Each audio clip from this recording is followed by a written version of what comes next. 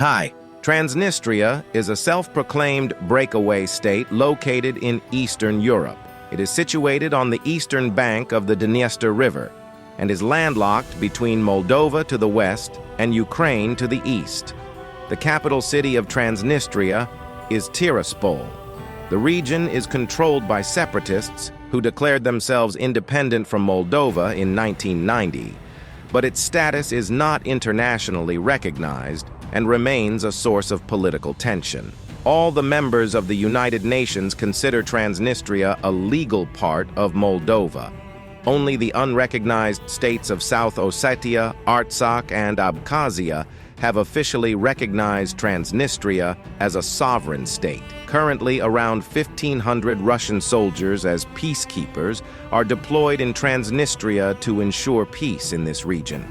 But mostly they guard an arms depot in Cobasna, the largest weaponry in Eastern Europe. It has enough arms to cause an explosion as big as the nuclear bomb dropped in Hiroshima. This arms depot has become a major point of contention between Russia and NATO. To understand this, let's examine Moldova and Transnistria's brief history. In 1812, the eastern part of today's Moldova, renamed Bessarabia, was annexed to the Russian Empire after the Russian-Turkish peace treaty. However, the people of Bessarabia were neither very Russian nor Turkish, but had more in common with the Kingdom of Romania. They desired to be part of the Romanian kingdom. Their wish was granted after the fall of the Russian Empire in World War I. When Bolsheviks overthrew the Russian Empire, the new Russia was weakened, gave the people of Bessarabia an opportunity, and declare themselves independent in 1918. They named it Moldovan Republic, which immediately voted to join Romania. The Bolshevik regime protested it and called it illegitimate. USSR still had the Moldovan region on the east bank of the Dnistrian River and promised minorities the rights to them. In this way, they tried to entice people on the west bank. The wish of the USSR came true in the World War II.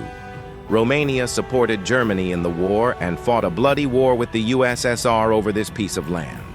The USSR emerged victorious in the end and got the whole of Moldova under its boot. Reluctantly, Moldova remained the part of USSR. However, it all started to change with the new policies of Mikhail Gorbachev.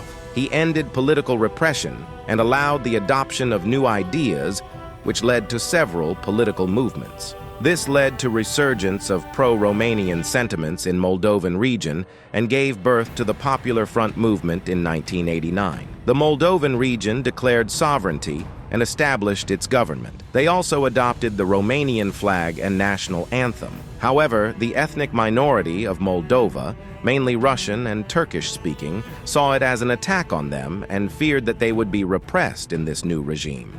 In 1990, the East Bank across the Dniester River declared independence from Moldova, renamed East Bank to Transnistria, and intended to remain part of the USSR.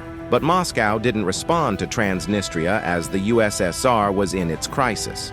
Amid the disintegration of the USSR, it looked like Moldova would break into two even before its official independence. Many small conflicts happened between Moldova and Transnistria, and some blood was shed.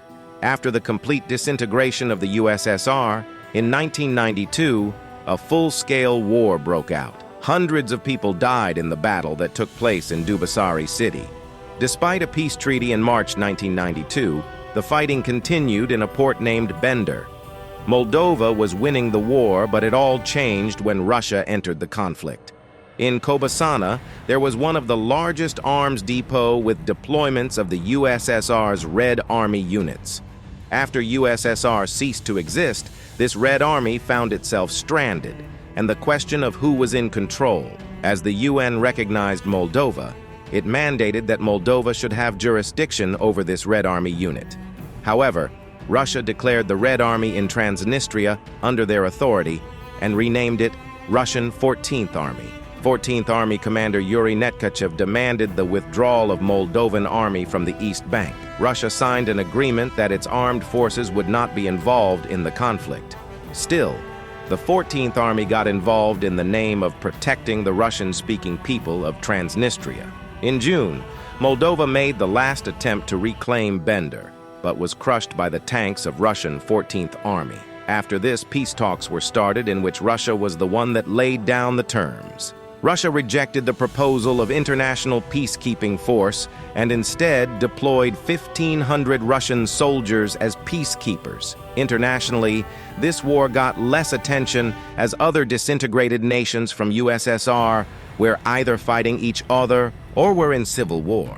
In July 1992, a ceasefire was signed in Moscow and the war was over. Russian soldiers remained in Transnistria to ensure that Moldova didn't cross the river and to guard the Cobasna Arms Depot. The situation remained like this, and Moldova remained split by the Dniester River. Over time, people forgot the conflict, and division of Moldova became the new normal. As Transnistria remained aligned with Russia, Moldova tilted towards NATO and even joined the North Atlantic Cooperation Council. The flames of the Transnistrian conflict started to ignite again after Russia invaded Ukraine. As the war between Russia and Ukraine prolonged, the Moldovan government was concerned about its national security. They started to claim that the military depot of Cobasna is a threat to Moldova. According to Academy of Sciences of Moldova, explosion in Cobasna Arms Depot would be equivalent to nuclear explosion in Hiroshima. European Parliament resolution of May 19, 2022, called for the total removal and destruction of about 20,000 tons of old Soviet-era ammunition stored at the Cobasna Ammunition Depot, which represents a grave danger to the security of people and the environment and calls on Russia to withdraw its military from Transnistria. The former military inspectorate of the Ministry of Defense of Moldova has said that the armed forces of Transnistria have rigged all arms depots within the breakaway region, including the Cobasna Ammunition Depot, with explosives, so if any military operations begin, it will cause catastrophic damage to parts of Moldova, Transnistria, and Ukraine. If this is true, then it's a strong signal for outside forces not to interfere with Transnistria. There are speculations that Russia intends to capture Ukraine and bring the Russian border to Transnistria to merge it with Russia. Moldova also spectates a possible invasion from Russia in the post-war period. But how much of these speculations will come true, only time will tell. That's it for this video. I hope you liked it.